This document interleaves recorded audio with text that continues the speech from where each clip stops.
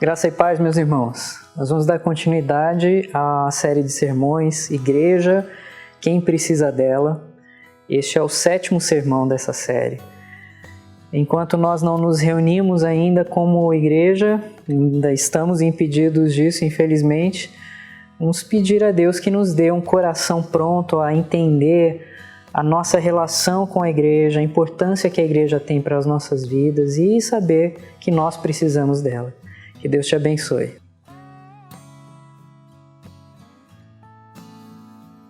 O título da mensagem de hoje é Como Construir um Belo Corpo. E não, eu não estou falando de uma nova série de exercícios para se fazer em casa, eu garanto que não. Eu estou falando de algo diferente. Se você conhece o texto de 1 Coríntios 12, você sabe do que eu estou falando. Agora, isso é um fato. A maioria das pessoas não gosta do próprio corpo. Talvez cada um de nós tenha alguma característica que percebemos toda vez que nós olhamos para o espelho e pensamos, se eu pudesse mudar alguma coisa em mim, seria isso. Foi realizada uma pesquisa um tempo atrás com uma simples pergunta. Se você pudesse mudar uma coisa em sua vida, o que seria? E a resposta quase esmagadora foi a minha aparência física. Coisas como o meu peso, o meu tipo de corpo, o meu rosto, minha idade, meus cabelos. Coisas que não são impossíveis de se fazer hoje em dia. Essa é a razão pela qual a indústria de suprimentos e dietas é tão poderosa. Esse é o motivo porque as propagandas de equipamentos para exercício em casa nunca param de passar naqueles canais de venda. Essa é a razão porque hoje você encontra uma academia a cada esquina.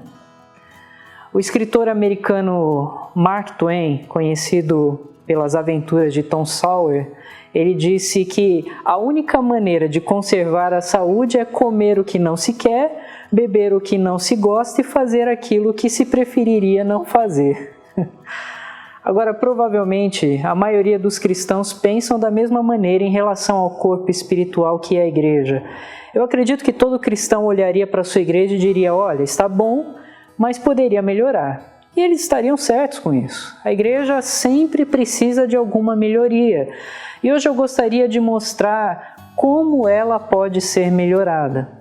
Agora, tudo isso gira em torno de uma frase encontrada 3 vezes nos escritos de Paulo. E a frase é, o corpo de Cristo. Em 1 Coríntios 12, Efésios 4, Colossenses capítulo 1, Paulo emprega essa metáfora sobre a igreja como o corpo de Cristo. E essa parece ser uma das metáforas preferidas do apóstolo. Na verdade, o Espírito Santo que guiou a mente de Paulo foi quem estabeleceu essa metáfora. E veja, quando o Espírito Santo quis descrever a igreja, ele não a descreveu como uma organização ou uma instituição, mas como um corpo. Ela é um organismo vivo, é assim que é a igreja, um organismo vivo que respira e desfruta de vida. É muito mais do que uma organização. Ela cresce, ela se move e ela muda. Agora o capítulo 12 da primeira carta aos Coríntios, é um capítulo que compara os dons espirituais com as complexidades do corpo humano. Davi estava certo quando ele disse no Salmo que Deus o formou de modo assombrosamente maravilhoso. Pense nisso, o corpo humano tem em média 10 trilhões de células. Existem mais células no seu corpo do que galáxias conhecidas no universo. E cada célula é como uma cidade em si. Em cada uma existe um núcleo que contém um material genético e esse material diz como o seu corpo vai reagir do momento da sua concepção até o fim da sua vida, como você vai envelhecer, como vai ser e qual vai ser a sua altura e etc. Tudo é pré-programado. E tudo é tão complicado que se você traduzisse as informações codificadas de uma única célula e transferisse para uma forma escrita, essas informações preencheriam uma biblioteca com 4.000 livros, isso para cada célula. Se você fizesse uma leitura seguida dessas informações, lendo cerca de 3 letras por segundo, você levaria 31 anos lendo noite e dia sem parar, isso para cada célula. Deus nos formou de modo assombrosamente maravilhoso. Mas por mais maravilhoso que seja, ele também é complexo e confuso. Nós podemos ficar doentes, nossas células podem receber e abrigar vírus. Nesse tempo de coronavírus, esse deve ser o tipo de coisa que você mais tem ouvido falar. Agora, voltando ao nosso ponto, Paulo via a igreja de Corinto como uma bela expressão do corpo de Cristo, até que o corpo se tornou doente, até que o corpo abrigou vírus em suas células. Ele foi rasgado por divisões, os membros toleravam a imoralidade, eles relaxaram a disciplina, e Paulo escreve essa carta para abordar justamente essas questões. Então, no capítulo 12, ele diz como esse corpo pode se tornar belo novamente e dá 4 princípios para construir um belo corpo. É disso que nós vamos tratar hoje. Bom, o texto, como eu já disse, é 1 Coríntios 12, vai do verso 13 ao 22. Como o trecho é longo, eu não vou lê-lo agora, mas eu vou lendo à medida que aponto esses princípios. E o primeiro princípio que nós encontramos aqui é: reconheça a variedade. Você obviamente notou que todos nós somos diferentes, nossos gostos são diferentes, nossas qualidades são diferentes. Por isso, a partir do verso 4, Paulo diz: os dons são diversos, mas o Espírito é o mesmo. E também há diversidade nos serviços, mas o Senhor é o mesmo. E há diversidades nas realizações, mas o mesmo Deus é quem opera tudo em todos.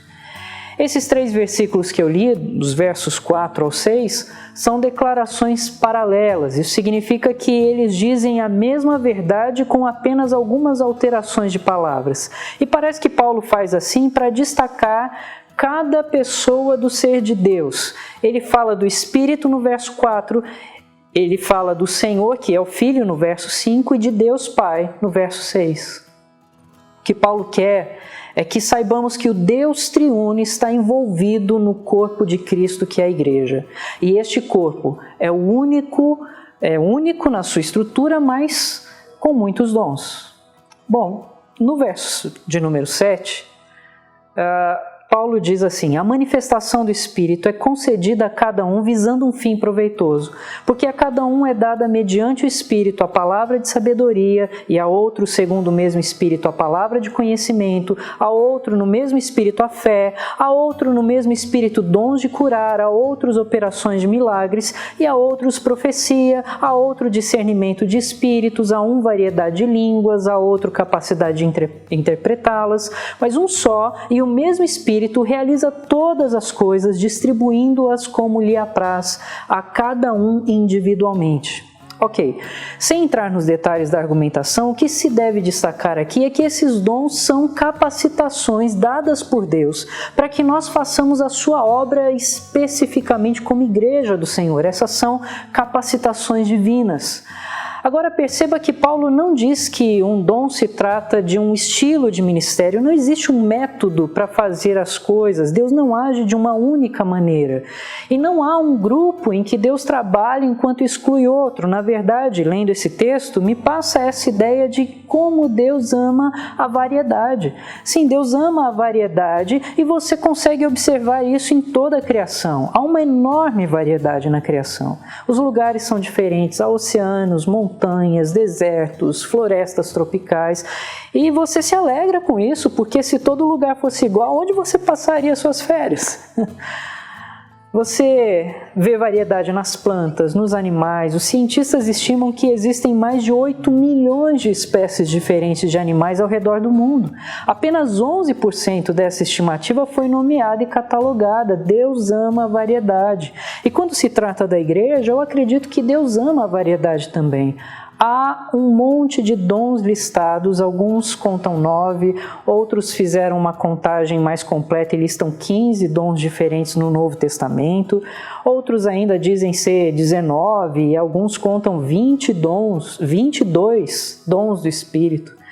Bom, mas eu não penso que este seja o ponto. O ponto é, você como cristão tem pelo menos um deles, se não mais. E há um número infinito de possibilidades quando se junta a nossa personalidade com os dons que Deus nos deu, agindo através da nossa personalidade. Isso forma um maravilhoso show de variedades. Mas, infelizmente, os cristãos adotaram uma estratégia de classificar e colocar tudo num único molde. Olha, se você quer ser santo, então você tem que ler essa tradução da Bíblia, você deve gostar desse tipo de música, você deve usar esse tipo de linguagem. Há uma história antiga, uma parábola infantil, na verdade, que mostra as ferramentas da carpintaria de Jesus fazendo uma reunião. Foi uma reunião para tirar as diferenças. Então, o martelo assumiu a presidência da reunião com arrogância, mas logo foi exigido que ele renunciasse. O motivo? Ele fazia barulho demais, passava o tempo todo batendo, não havia quem aguentasse. O martelo, então, aceitou a renúncia, mas com uma condição, que o parafuso fosse tirado da Assembleia também. É que ele precisava dar muitas voltas para servir para alguma coisa, com isso só se perdia tempo. O parafuso aceitou, contanto que a lixa fosse expulsa também. Ela era muito áspera, vivia criando atrito com os outros. A lixa, então, ela ouve, ela aponta para os defeitos do metro. Ela diz, olha, ele precisa sair porque está sempre medindo as outras pessoas. Por acaso ele pensa que é o único que está certo? Mas enquanto discutiam, Jesus entrou, colocou o seu avental e começou a fazer o seu trabalho, pegou o martelo, a lixa, o parafuso, o metro e as outras ferramentas, e horas depois, usando cada uma como seu instrumento de trabalho, terminou um lindo móvel, ele completou a sua obra e saiu satisfeito. Depois do silêncio, o serrote falou com calma, senhores, fica claro que todos temos defeitos, mas também ficou claro que todos temos qualidades. Nas últimas horas, o senhor carpinteiro conseguiu fazer um belo móvel usando nossas qualidades. O martelo é forte e encaixou as coisas no lugar. O parafuso as uniu. A lixa afinou e tirou a aspereza. O metro foi preciso nas suas medidas. Então a disputa se encerrou porque todos viram que todos têm pontos fortes e podiam trabalhar juntos. Eu suponho que a mensagem por trás dessa parábola é que Deus reserva para si o direito de usar quem Ele quer. Mesmo aqueles que nem sempre se dão bem, nós podemos olhar para alguém e dizer como Deus pode usar essa pessoa. E a resposta é porque Ele é Deus e Ele quer. Deus ama a variedade, não há clones no seu reino. Ele faz de cada um uma peça única. Outra coisa sobre os versos 4 ao 6 é que não existem somente dons diferentes, mas diferentes maneiras de usá-los também. Esse é o tipo de pensamento por detrás desses versículos. Mesmo que duas pessoas tenham o mesmo dom espiritual, a maneira como usam esse dom é diferente. Você pode ter duas pessoas com o dom de ensinar, dois pastores, por exemplo, mas eu garanto que você terá sermões bem diferentes sobre o mesmo texto. Dois podem ter o dom do evangelismo, mas um é um evangelista de multidões, o outro é eficaz no evangelismo um a um. Quando Jesus curou as pessoas enquanto andava entre nós, ele tinha sempre a mesma abordagem? Não. Sobre uns ele colocava a mão, sobre outros ele dava uma ordem de longe, a pessoa ficava curada. Então houve um momento em que Jesus até fez lama com a saliva da terra e colocou sobre os olhos de um homem. Isso não é convencional. E não se tratava então de uma fórmula. Então não lute contra a variedade. Deus te criou e jogou o molde fora. Cada um de nós é único. Reconheça a variedade. A segunda maneira de tornar o corpo de Cristo um belo corpo é enfatizando a unidade. Enfatize a unidade. Veja o que os próximos versos dizem, a partir do verso 12. Porque assim como o corpo é um e tem muitos membros, e todos os membros, sendo muitos, constituem um só corpo, assim também com respeito a Cristo, pois em um só Espírito todos fomos batizados em um corpo, quer judeus, quer gregos, quer escravos, quer livres, e a todos nós foi dado beber de um só Espírito. Agora, esse princípio traz equilíbrio para o primeiro. A unidade equilibra a variedade. Você consegue enxergar o problema? Se estamos comemorando e reconhecendo nossa variedade, nossa singularidade, nossa individualidade, isso pode nos levar à anarquia, porque você teria um monte de membros da igreja fazendo as coisas do seu próprio jeito, sem nenhuma coesão, sem nenhuma harmonia, sem sintonia com os demais.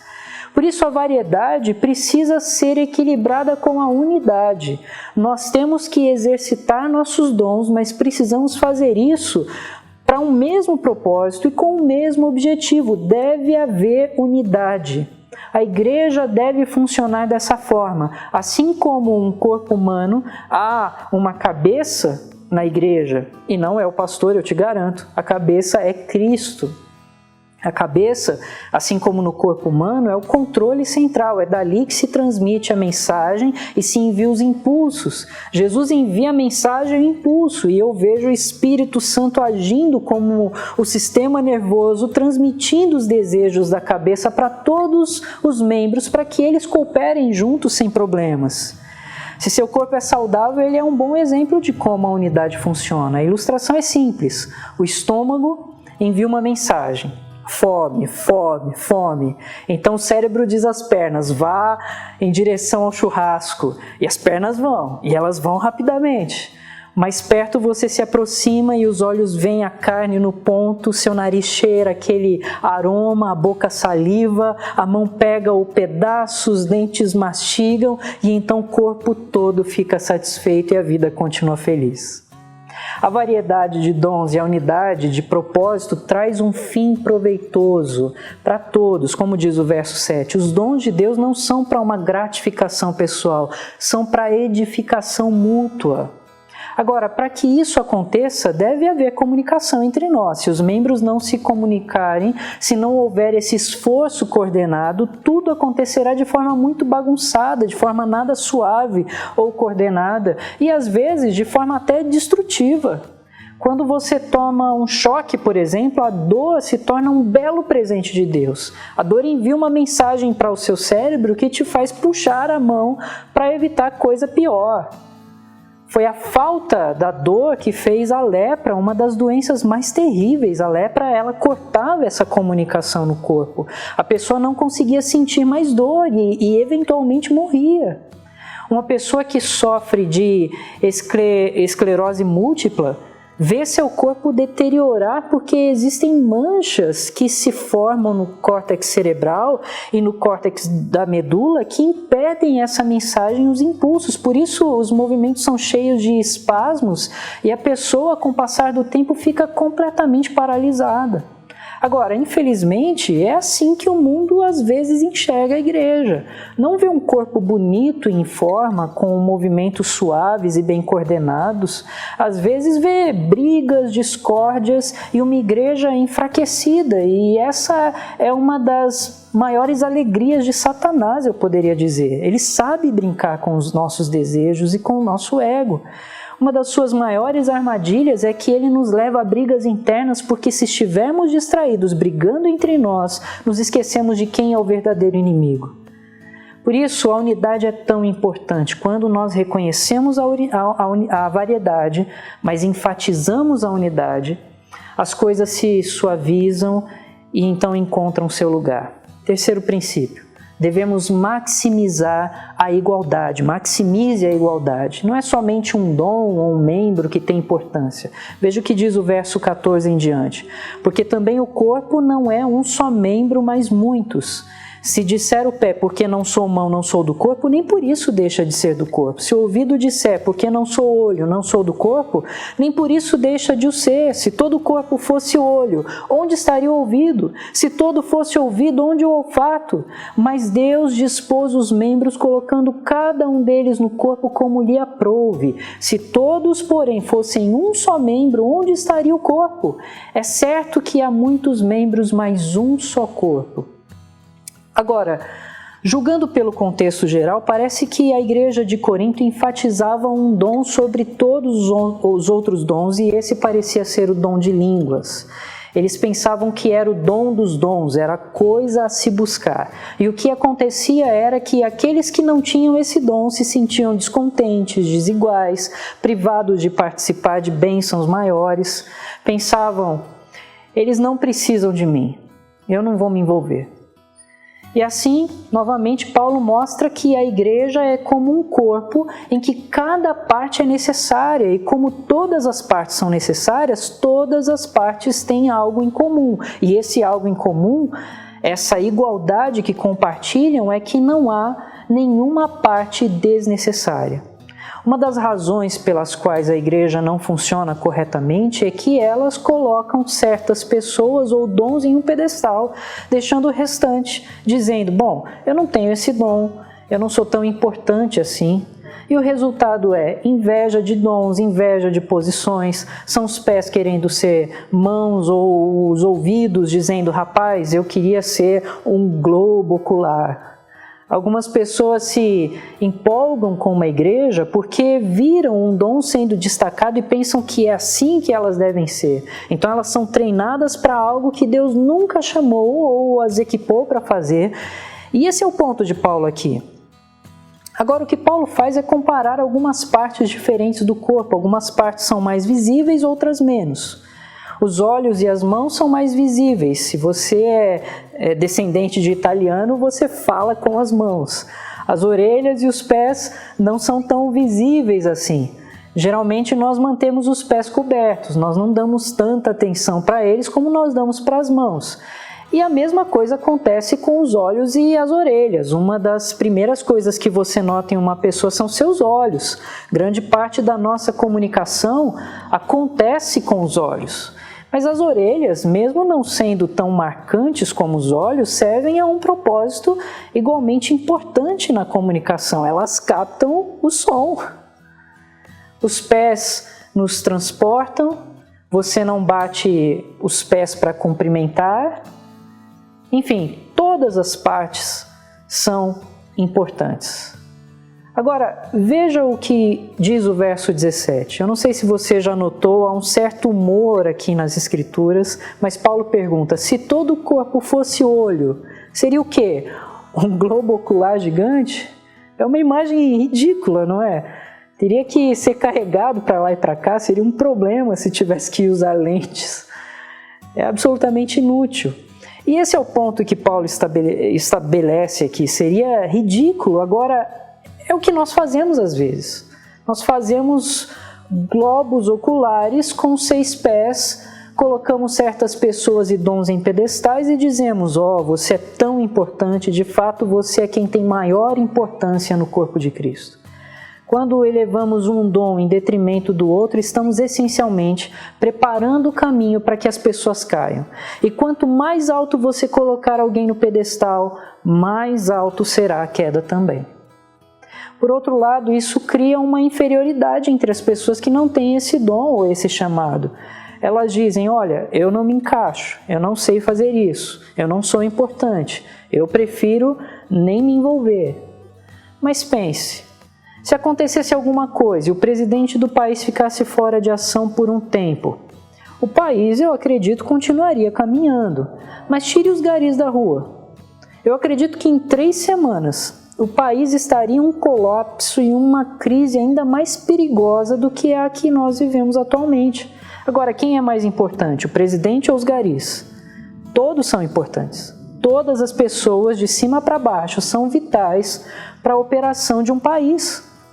Isso significa que não é porque alguém não está muito à vista que esse alguém não seja importante. Despercebido não significa sem importância. O verso de número 23 diz, e os que nos parecem menos dignos no corpo, a estes damos muito mais honra. Também os que em nós não são decorosos, revestimos de especial honra, mas os nossos membros nobres não têm necessidade disso. Contudo, Deus coordenou o corpo, concedendo muito mais honra àquilo que menos tinha, para que não haja divisão no corpo. Pelo contrário, cooperem os membros com igual cuidado em favor uns dos outros. Você pode perder os olhos e ainda viver. Você pode perder as mãos e ainda viver, mas se você perder o fígado, acabou. Se você perder o coração, não vai viver. Mas quantas vezes você pensa no seu fígado? Olha, eu passei a semana pensando no meu fígado. Algumas pessoas carregam fotos de família nas suas carteiras, mas eu nunca vi alguém carregando um raio-x.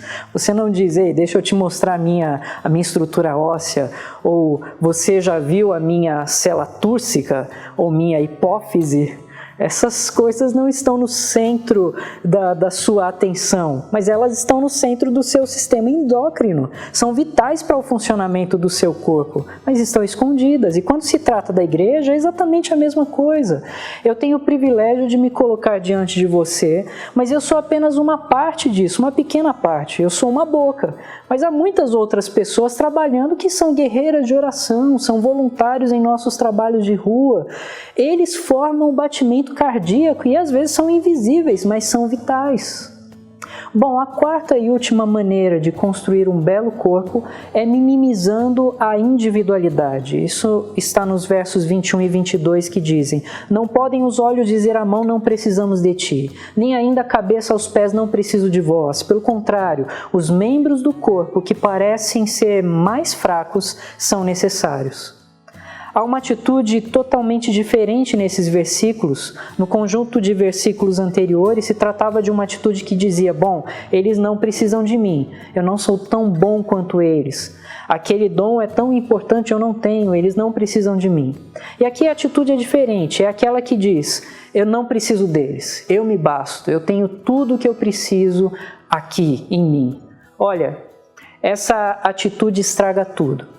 Mesmo fora do ambiente da igreja, estraga o local de trabalho, por exemplo. Se você tem uma pessoa individualista, autossuficiente, não cooperativa e orgulhosa, ela tem o poder para estragar tudo.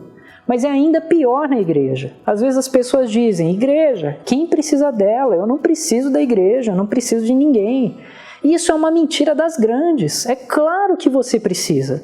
Você não pode ser um lobo solitário. Isso é totalmente contrário ao que Jesus intencionou com a igreja. Esta é uma nova comunidade e é isso que deve ficar evidente diante do mundo. Porque quando o mundo enxerga em nós um corpo gentil, atencioso, amoroso e vibrante, isso causa um impacto incomparável. Agora, se eles veem um grupo autossuficiente que se morde, se devora, isso também causa um grande impacto, mas não em favor do Evangelho. Bom, esses são os 4 princípios para construir um belo corpo. Reconheça a variedade, enfatize a unidade, maximize a igualdade e minimize a individualidade. Havia uma mulher, uma mãe de família, que convidou alguns irmãos da igreja para o jantar. As 2 famílias estavam à mesa, prontas para a refeição, então a mãe se virou para a filha de 6 anos e disse: querida, eu quero que você faça a oração. A criança levantou os olhos um pouco assustada e disse: mas mãe, eu não sei o que dizer. A mãe respondeu: ora, querida, apenas diga o que você ouve a mamãe dizer. Então a menina de 6 anos fechou os olhos, inclinou a cabeça e disse: querido Senhor, por que eu fui convidar essas pessoas para o jantar? Em nome de Jesus, amém. Bom, a verdade é que Deus convidou muitas pessoas para o seu jantar e nós, naturalmente, não nos reuniríamos nem concordaríamos. Poucos de nós têm alguma coisa em comum se não fosse o fato de Jesus ter vindo fazer morada em nós pelo seu Espírito. E agora nós temos a coisa maior em comum. Nós temos Cristo em comum. É Ele que nos une. E Ele deu dons a todos nós. E se você usar seu dom para o bem do corpo de Cristo, você edificará a todos. Mas se você não fizer isso, você prejudicará a todos também. Então, pelo poder do Espírito que age em você, pela graça maravilhosa que te foi dada em Cristo Jesus e que te capacita a fazer o que está muito além das suas próprias forças naturais, faça a sua parte. E enquanto você fizer, reconheça a variedade, enfatize a unidade, maximize a igualdade e minimize a individualidade. Vamos orar? Senhor, nos abençoe para que o nosso corpo seja um belo corpo e para que este belo corpo de Cristo glorifique o Teu nome. Nos ajude, Senhor, a reconhecer os dons que temos e como podemos usá-los, ó Pai, para o benefício geral da Tua Igreja. Nos dê, ó Deus, a capacitação de enxergar isso e praticar, ó Deus, com a Tua graça e pela Tua graça agindo em nós. Ó Deus, não permita que nós quebremos de alguma forma o fluxo da bênção que recai sobre nós, do dom que vem sobre nós e que não seja esse dom utilizado para o benefício do outro. Dá-nos, ó Deus, a condição de usar isso para o benefício um do outro, para que o Teu nome seja glorificado, para que a Tua igreja vá bem e para que essa comunhão seja um grande testemunho de que esta igreja funciona por causa da obra do Senhor. Ó Deus, nos abençoe, nos fortaleça e nos santifique. É a oração que nós fazemos em Cristo Jesus. Amém. Recebam a bênção, amados.